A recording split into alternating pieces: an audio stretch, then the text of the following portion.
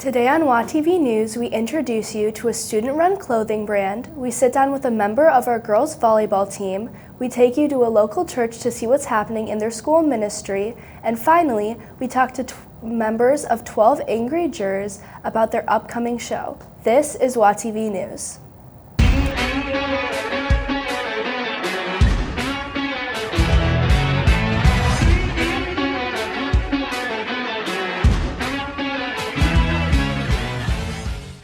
Good morning, Wheaton Academy. I'm Amanda McKytek. It's Wednesday, October 5th. Welcome to our 5th episode of the school year. Last Friday, we had a group of sophomores in the World Civilizations classes leave during third period and go on a field trip.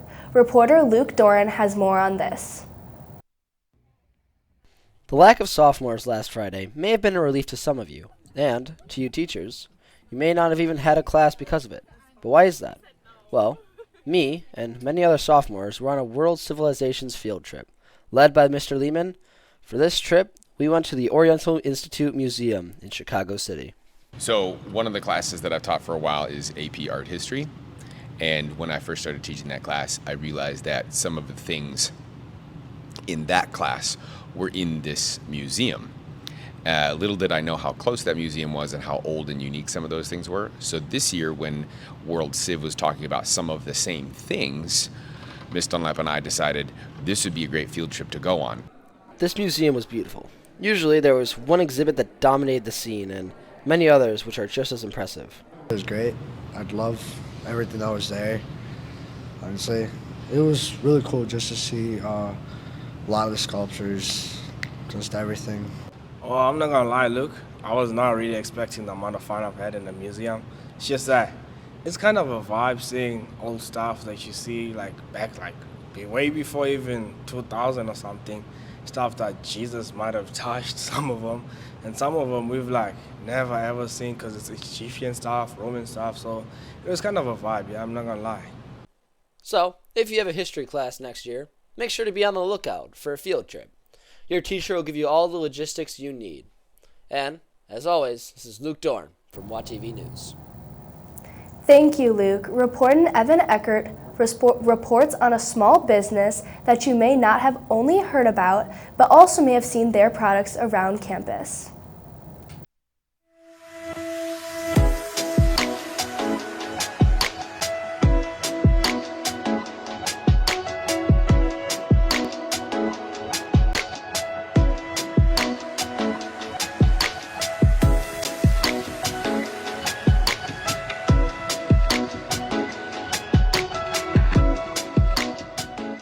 You may have heard about a new up-and-coming clothing brand here at Wheaton Academy. Yeah. We sat down with co-founder Kenny Roberts to get an inside scoop of his company, No Roll. Yeah, so No Roll started as an internship last year for Winterim. It was an internship at Aurelia Sportswear. Theo Collins owns that business. So it started as an internship, and then he hired us after to kick off the brand. No Roll is known for their stylish shorts and sleek designs. We focus on shorts, mainly athletic shorts. No roll shorts, they're meant to not be rolled, so we try and make them short enough so you don't have to roll them. We also make shirts, hoodies, and more casual shorts like sweat shorts. So our website is www.noroll.co, and that link is also in our Instagram bio at No Roll Shorts, No Roll Shorts Club. We also have a Facebook account where all our Instagram posts are instantly posted to Facebook. We also have a TikTok account, No Roll Shorts Club. Thanks again to Kenny Roberts for his time, and make sure to check out No Roll Shorts on all social media platforms. For WATV, I'm Evan Eckert. If you want to support this small business or check out their available products, go to noroll.co. Now, with some of our fall sports nearing the end of their seasons, Noah Teridas has all the info you need to support your friends and fellow classmates. Good morning, Noah. Good morning, Amanda. We have some teams wrapping up their seasons this week and others with important games, so let's dive right in. Boys golf won regionals last week and played in sectionals this past Monday. Although the team failed to qualify for state, we had 4 individuals qualify and move on. Sam Dykema, Freddie Chan, Wyatt Brown, and Joe Luchtenberg all will play this weekend down in Peoria at the state golf tournament. Track their progress on ahsa.org. Football got their first loss of the season this past Friday night. With leading rusher and starting safety knocked out of the game early because of injury, Wheaton Academy had adjusted strategy, and IC Prep proved to be too much for the Warriors. They look to bounce back this Friday at St. Edward High School at 7:30. Our boys soccer team beat Ridgewood last night to claim a share of the MSC Conference Championship. The seniors will be recognized tonight at 7 p.m. on Performance Trust Field before the team's last regular season game. One small note from the weekend, senior Declan Finnegan let 1 goal over 3 games in Iowa, and in between game 2 and 3, drove 3.5 hours one way to kick at the football game on Friday night. He connected for 6 points or a 29 and 38-yard field goal.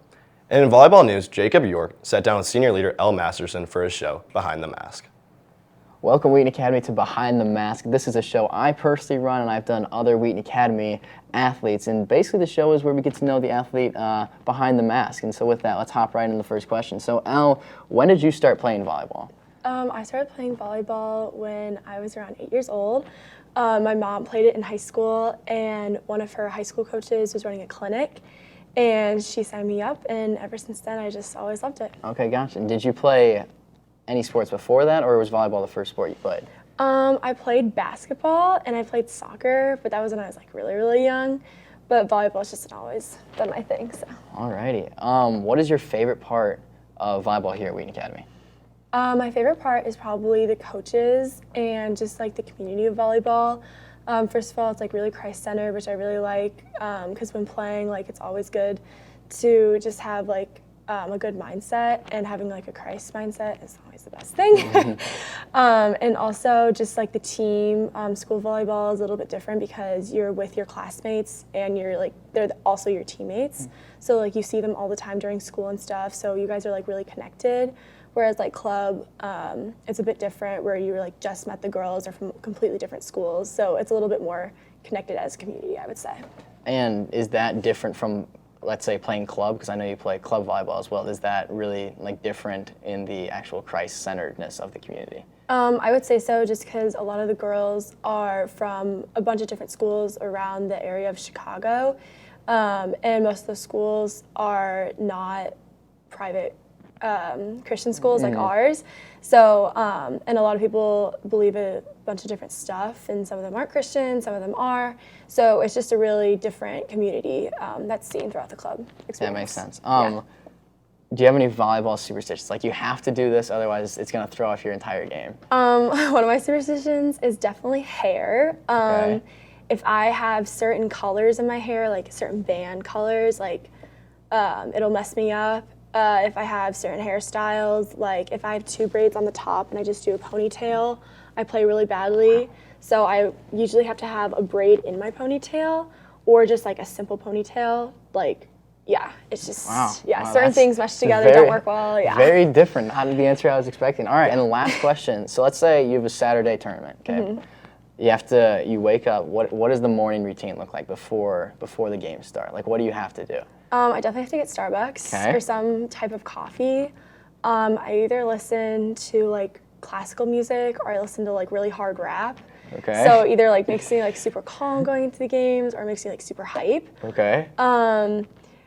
And that's probably it. I would say sometimes I don't eat before because I get super nervous, and when I get nervous, I like can't eat a lot. So usually coffee is just like the way to go. But yeah, that's probably it, I would say. Alrighty, thank you so much for being on the show. If you guys haven't already, go make sure you guys see the episode with Sam Dykema and Wyatt Brown, the 2 Wheaton Academy golfers here. But thank you, Elle, for being on the show. Yeah. And back to you guys. Thank you, Jacob, and thank you, Elle. We have a few announcements, so let's get you caught up with what you need to know. There's a mandatory guys campout meeting today at lunch. This is an important meeting with details about conduct, packing essentials, and expectations. The Project Lead Global team wants to thank all of those who attended the Homecoming Family Tailgate fundraiser. We raised just over $4,000 for all the 24 kids Wheaton Academy sponsors through Kids Alive International. These students will receive food, education, and the message of Christ's love. Project 9 seniors and freshmen will be having lunch together on October 13th. All freshmen should expect to be contacted by their Project 9 seniors in the next few days. And finally, the Evening of Classics is a showcase of student instrumental and vocal talents. This year, the evening will take place in the Fine Arts Center on Tuesday, October 18th. Reporter Hudson Williams and Vlad Burek recently sat down with senior Rowan Marr to get his backstory on his musical career.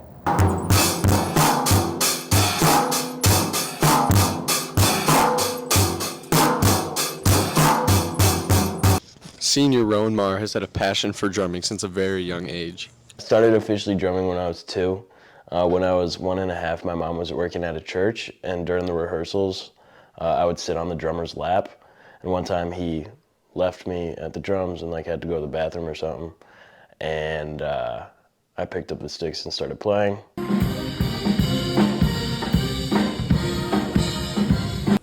One form of music that Rowan excels in is music producing.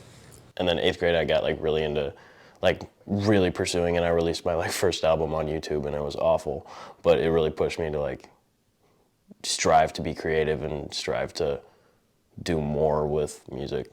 Rowan credits a lot of his success to hard work and determination. Working hard always pays off. You don't always see it immediately, but diving into something and working as hard as you possibly can, you see the fruit of it eventually. Rowan takes the most pride in the relationships that music helps build.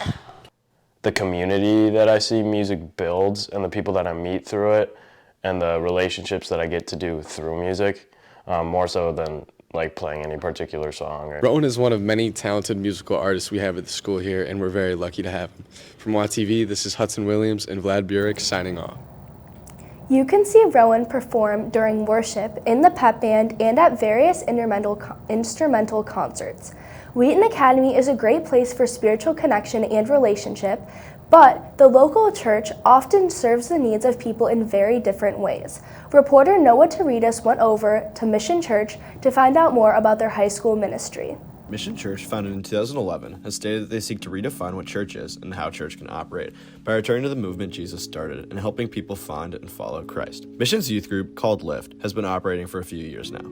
We sit down with the familiar face of Wheaton Academy to hear a little bit more. So yeah, I just want to talk to you guys about why having faith-based community at a young age is such an important thing. And so someone told me the other day that you were created for 3 things: work, community, and rest. And a huge part of that is having a community and establishing a community at a young age in your life. Yeah, I just think it's so important to get into community because you were created for community. God didn't want Adam to be alone, so he made Eve, and God doesn't want you to be alone either. God doesn't want you to practice your faith alone. Don't try to do life alone. Find somewhere to get plugged in. If you don't have anywhere to go, you're like, Joe, where should I go? I got an awesome youth ministry here at Mission Church. It's called Lift. We meet every Sunday at 1:30. So if you're looking for a place to call home and you're looking for some community, come check us out because you were created for community. Lift meets every Sunday afternoon at 1:30 at 82 Stratford Drive in Bloomingdale. The ministry attracts a wide variety of students from all the surrounding areas, many of those students being from Wheaton Academy.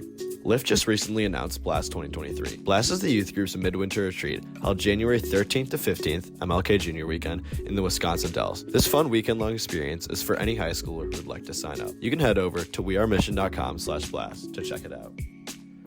If you're not involved in a local youth group, make sure to check some out and get connected. There's options all over.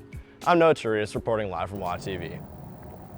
There are so many churches to get involved in around this area.